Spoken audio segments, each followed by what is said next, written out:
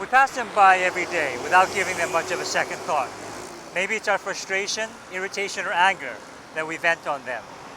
But whatever you think of them, they're there, day in and day out, exposed to the elements, risking their health and safety. A recent National Institutes of Health UP Manila study revealed that MMDA traffic enforcers who work along EDSA had increased blood pressure, inflammation, and decreased lung function due to regular exposure to high levels of black carbon, lead, and other pollutants. As a result of the study, it has been suggested that traffic enforcers be given hazard pay. While that's a good idea, what can be done to protect the health and safety of traffic enforcers and other road workers? In today's episode, we take a look at personal protective equipment and why these should be standard for all road workers. This is Vincent, and welcome to Right of Way.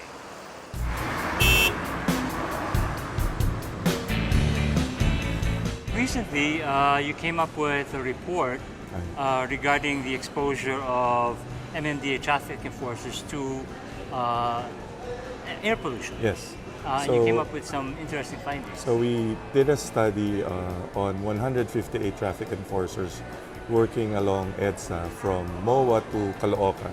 Okay, so pretty much the whole stretch of Yes, the whole stretch of EDSA. So we did monitor the quality of air along EDSA daily for a year, and then we looked at the health effects of being exposed to black carbon on cardiovascular and respiratory health of traffic enforcers.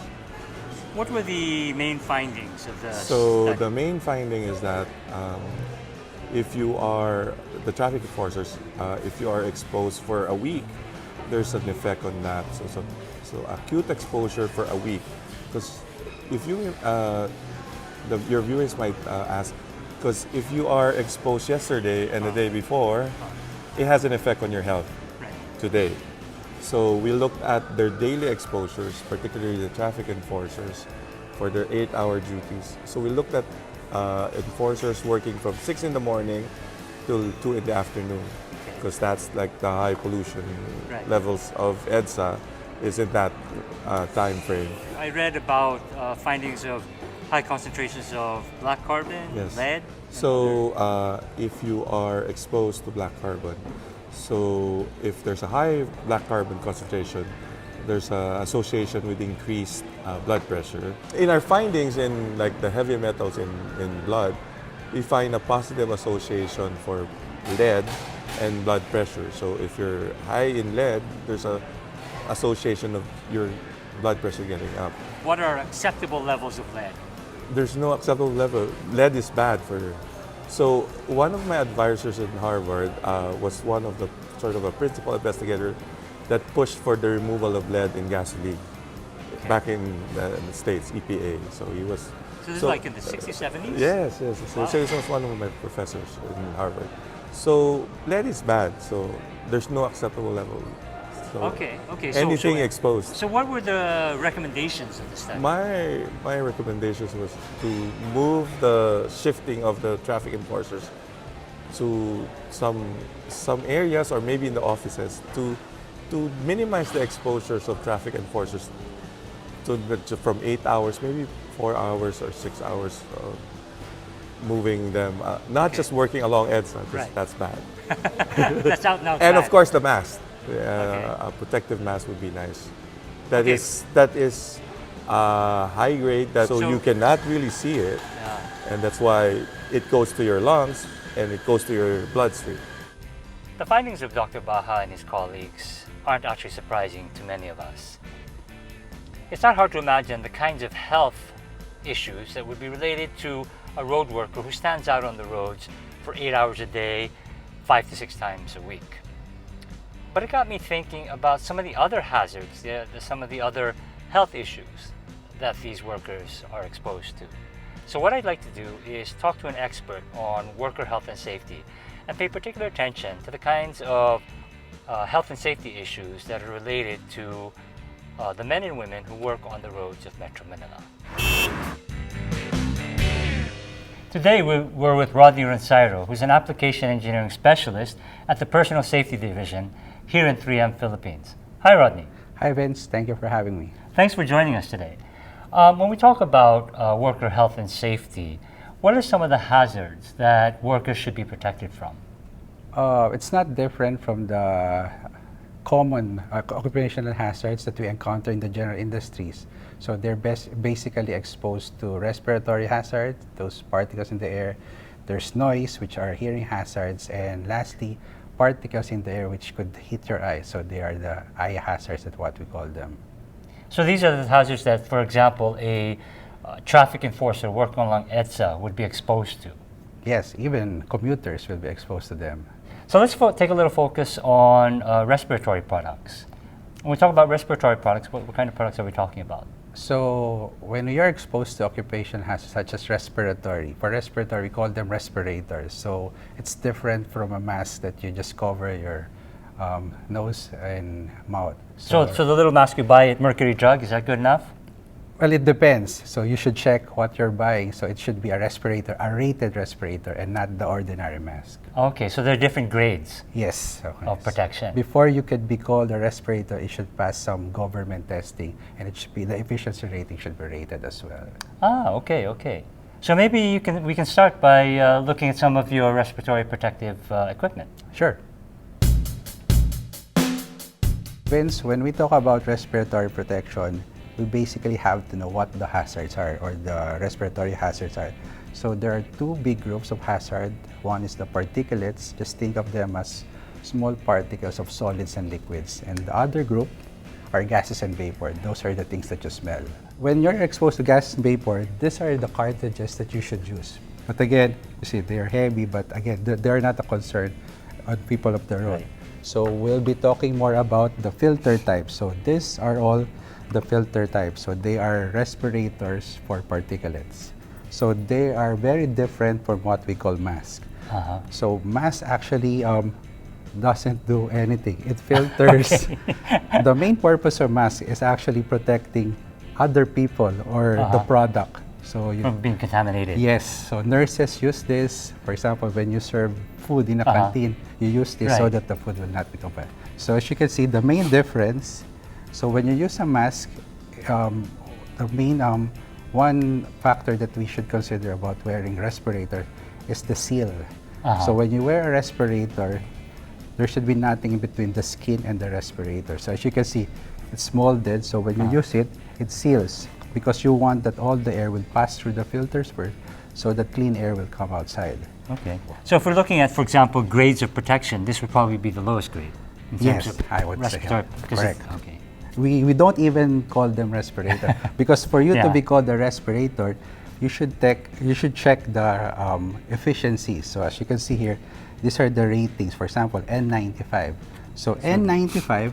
This is N95. N95 is a rating given by the National Institute of Occupational Safety and Health in the US. So 3M, when we make respirators, we submit it to NIOSH, they test it, and if you get an efficiency rating of 94%, you're out. So you don't get So this has to be 95%. at least 95%. Okay. So all of these products have the 95% efficiency just to ensure that the people are properly protected. Because one of the things that people say is that when you wear something like this, a respirator, especially if it's sealed, you have a hard time breathing because the flow of air is restricted. Well, that's one of the misconceptions on respirator. So when we make respirators, so it's made up of polypropylene microfibers. So Okay. when you look at a microscope, it looks like this. So this is a series of fibers. So when you breathe in air, so as you can see, air will pass through. There are spaces where air will pass through. So you can definitely breathe in. But the technology in here is that the microfibers are what we call electrostatic. So we put positive and negative charges on them so that any particles that comes in, they get attracted or they attach to the fibers. They get trapped. They get trapped. So only the clean oxygen will pass through. There was a study that just came out recently, issued by the National Institutes of Health, UP Manila, that talked about the exposure of MMD traffic enforcers to particulate matter. Okay. So they did a study on the impact it has on their health. And what they found out was that these workers were exposed to high levels of carbon black and the heavy metal lead. which I'm told is really bad for humans. Okay. So would all of these respirators filter out those kinds of particulate matter? Yes, because the particulate matter, so on the streets, you will encounter different sizes of particulates. But again, because of the technology of being electrostatic, any size, actually. Any size. The bigger ones will be captured mechanically. The smaller ones will be, they are so light that they're electrostatic. Actually, these are tested on a 0.3 micron, which is the hardest size to catch because they're right on the center, the boundary, so they're not too big. So maybe we should move on to the next area, which is hearing protection? Yes, let's do that. Now we have the hearing protection products. So when we talk about hearing protection, actually it's more, it's like respiratory protection. Before you lose your hearing, it takes a certain number of years. So you could be exposed to noise. I'm sorry, what did you say? So you're exposed to noise every day. So you slowly, slowly lose it. So you won't notice that your hearing is decreasing already. It's something that you would notice over the course of time. Yes, so just like respiratory protection, it's about prevention. So every day if you're exposed to noise, a little bit of your hearing will be affected. So that's why at the onset you should protect your ears when you're exposed to loud noise. Actually, in our law, so we have a hearing protection law under the Department of Labor and Employment. Oh, I didn't even know this. So we call it the Occupational Safety and Health Standards, the OSH book of the Philippines. So we have a law when it comes to noise exposure. Actually, in the Philippines, we follow the 90 decibel for an 8-hour exposure to noise. So it just says that when you're in a noisy environment and the level is beyond 90 decibels and you will be there for 8 hours, you need to have a hearing protection product.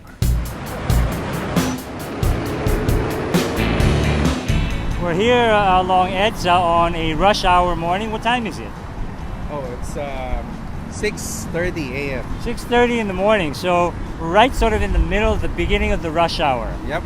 And I don't know about you, but it's quite noisy here. Yes, I noticed that. It's really noisy here. What would you guess the noise levels to be right now? Well, based on this, I think it's around in the 80 to 85 decibel range. Yeah, it's noisy, and we're not even hearing some of the horns and sirens that are typical of this area. So we're here at EDSA, corner P2000 in Cubao, which is probably one of the busier intersections. I agree. And there you hear the buses as they start driving by.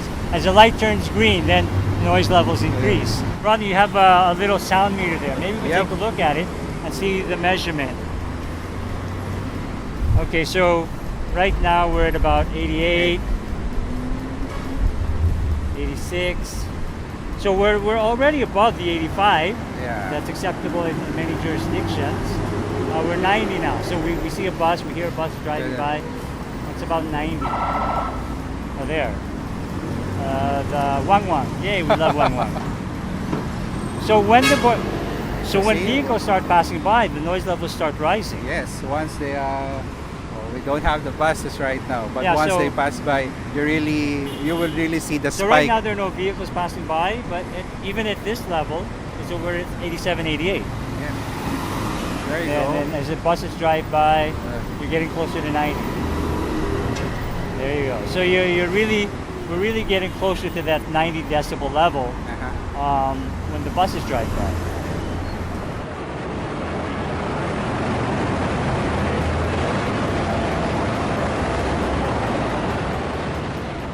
So let's go over some of the products that you have. Well, actually, for hearing protection products, there's just two. We have the earplugs and the ear muffs, so the big ear muffs. So Okay, yeah, well, you don't want to be on the streets with me. correct. So we'll just focus on the earplug. Okay. So this is a disposable earplug, so it's made of polyurethane. So you would know that it's disposable when you could squeeze it, and So it feels like foam. yes, that's Yeah. foam basically. It's Okay. polyurethane. So the reason why you could squeeze it because our ear canals are little bit Curved. curved. Yeah. So when you put it in, so you have to pull your ear and then insert this. So there's a real technique. There's a technique. So You don't just put it in. Yes, correct. So the disposable ones, it gives a higher protection because you cover the ear canal, but unfortunately you cannot clean it because when you use water, it could go inside and microbial growth can. Okay, because I was going to ask you about that because I was saying disposable, but can't you reuse this and reuse this all the time? But I guess you cannot clean it actually. You cannot. So that's why it's not reusable. Yes. You can't clean it. So you want the reusable, it's this one. Okay. So the reusable is made of thermoplastic. So so you could wash it with soap and water, so no problem. Then dry it. This kind of feels like it feels a little rubbery. Yes, it's thermoplastic actually. Okay. And so this is reusable, so you can wash it. And yes, correct. And it doesn't degrade in terms of its ability to impede hearing. One of the questions people would ask is if you do have hearing protection, let's say you reduce it by 9, 10, 12 decibels, will that in itself be a hazard? For example, when you're working on the road, you need to hear, for example, cars that are approaching or horns or ambulances. Will this kind of hearing protection prevent you from hearing those kinds of noises? So that's a valid concern, and it's really important. So in hearing protection, we call them we have something that's called over attenuation and the right attenuation. So over it if it's less than the 60 or this say because you will not hear maybe a car coming at your back. So those are the things that you want to avoid. But so it should be really just on the spot. So if I remember it right, it's around 70 or 65 to 85. That's the safe level. Okay. So lower than that, you'll be in trouble. So because lower than that, you'll have a hard time hearing. Yes, and that's why hearing protection products, they are meant to reduce the noise. They're not meant to totally eliminate it. Yes. For every PPE, actually fit is very important. So you could have the best, the tested ones, but if you don't use them properly, if you don't put them on properly, it won't give you the right protection that it's intended to. So there are different ways for measuring fit. So well, for respiratory, it's fit testing. But for this one, we call it the ear fit validation system. Okay, do you want to try using this? Sure, let's do that. Okay. Vince! Oh, sorry, Ronnie. I couldn't hear you. Man, these really work. Protection product. Yeah. Okay, so what are we going to do? We're going to do the demo. Yes, so the ear fit validation system. So the proper way is, so you roll as small as possible. Do I roll it and then we light it up? Yeah, no, just roll it, make it small, okay. Because the ear canal is quite small. So since this is the disposable one, so it should go inside your ear. So the whole thing. Even to the end? Yeah. Oh, okay. Okay. So once so you have to raise your ear up because our ear canal is going your ear up. Put it in as deep as you can. Okay, it's coming out the other side. not that deep. Okay. And then just let it expand. Yeah, you have to block the outside so that it won't come up. So let it expand for a while. Yeah, so I can barely hear you actually.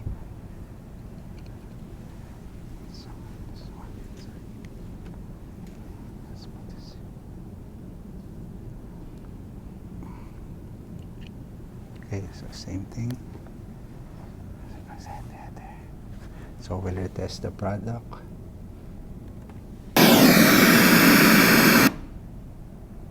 See? I take them out? Yeah, take them out. So from before, as you can see, there was zero reduction, but now with the improved fitting, it has now a personal attenuation rating of 17. Okay, so meaning if I were to use these like on a regular basis and I fitted them properly, I can expect about a 17. Yes. So it's far from if it's 24, then the -7 and the divide, it's far from that. And it's green, so if this is red, you're not on the safe level. So you could still check the other. So you're at the acceptable level already. So this is acceptable. So it's 72 out of 84. This shows you that fit is really important. It's not just giving you a rated product, but if you don't use it properly, that's nothing. That's critical. That's critical. Yeah. Now, on the disposable ones, you said that your main concern here would be dirt, I guess. Yes. So you could actually use these 2-3 times if it physically doesn't get dirty, or what's your recommendation? Our recommendation is if you use it every day, you change it every 3 or 4 days for the Okay. disposable ones. But for the reusable, as long as you clean it, Okay. then you could use it until it find some. So There on the in here. on the disposable ones, 2 to 3 days, visual inspection of it to see if it's dirty. Yes. Or Yes. So 2 to 3 days, you change it. so the effectiveness of the device isn't degraded. It's just that you're just concerned about Hygiene, infection. yes, hygiene-wise. Okay, because that may be good to point out, because workers may say, well, it works anyway. It's still being reduced. I can still use it. That's a different. But that's not the concern. Yes, that's a different thing. So Okay. So even the though you're concern is hygiene. protected, you might Get an ear infection. ear infection or Okay, something. okay. That's good to point out. Very good. Let's Yes. move on then to our last Eye set, protection. eye protection. So Vince, now we have eye protection. So in the general industry, actually the eye protection is one of the basic protection that a worker must use in their plants, because the eyes is, I think, one of the most vulnerable organ of the body. So as you can see, it's only protected by very soft tissues. So you just have to protect them.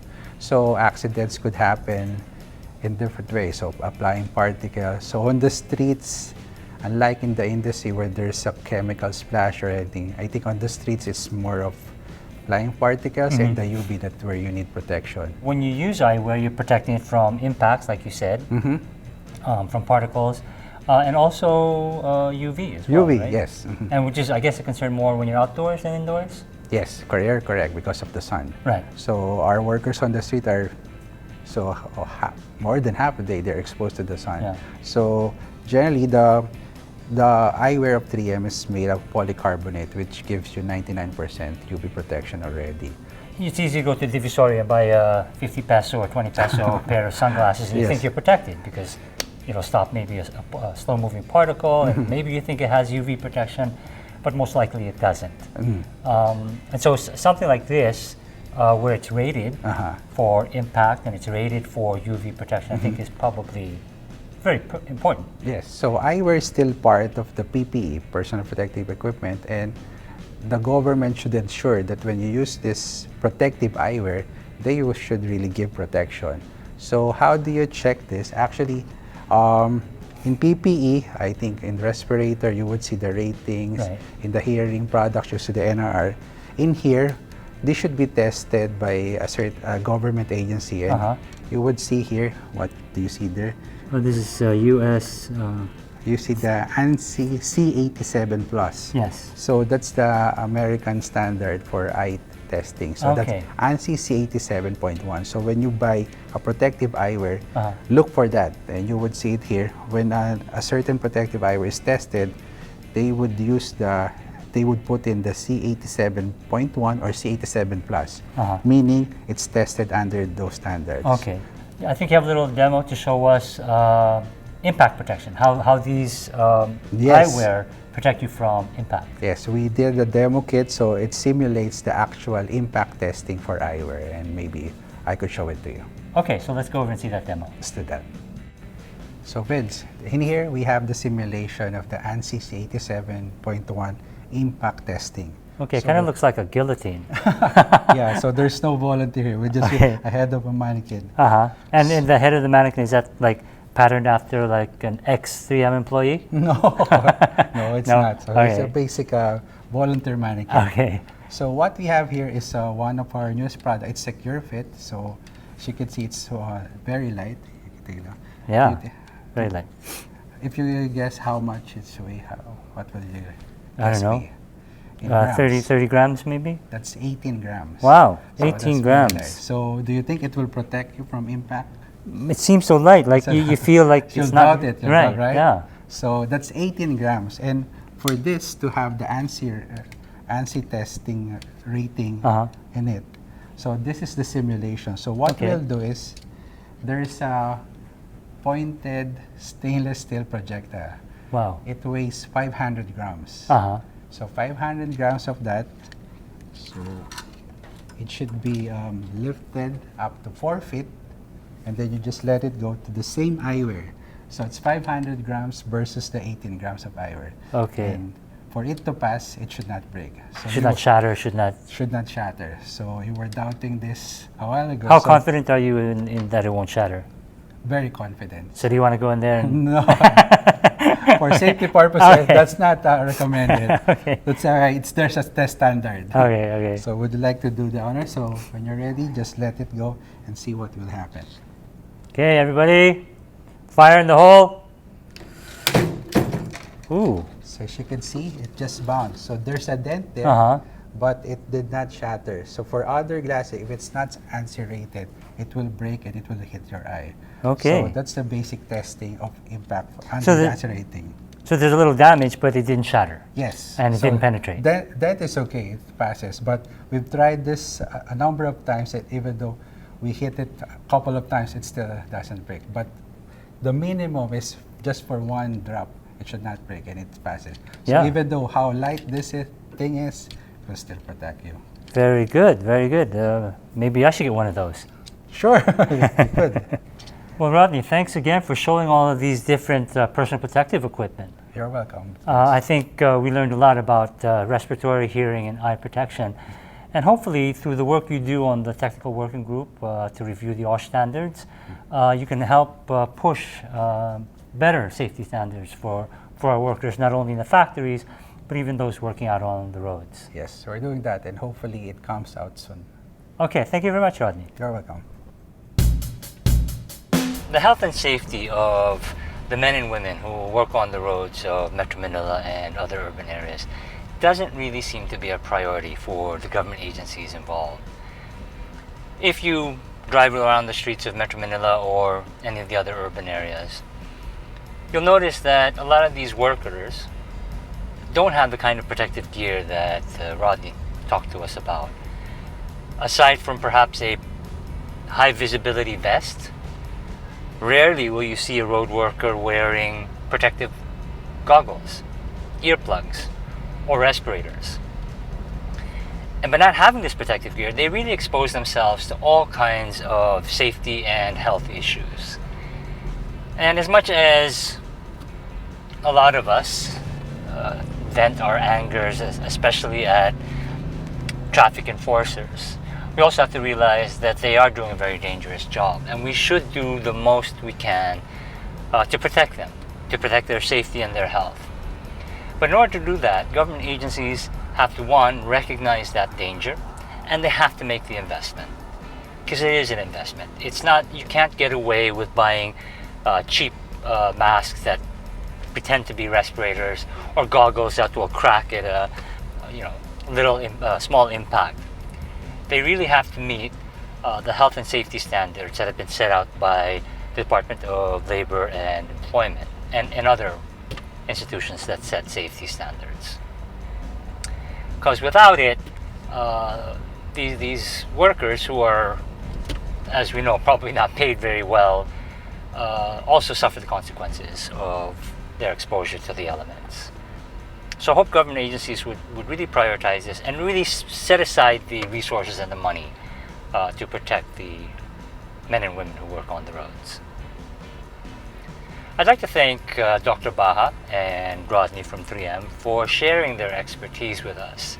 It was certainly enlightening for me, and I hope it'll be enlightening for those who are listening, especially those who are with these government agencies such as the MMDA, the local government units, Department of Public Works and Highways, Department of Transportation, any of these agencies who have workers out on the roads working. So that's it. That's the end of this episode. If you have any comments, questions, photos, or videos that you'd like to share with us, you can email us at rightofway@rappler.com, or you can send us a message on Twitter, Instagram, or Facebook at rightofwayph.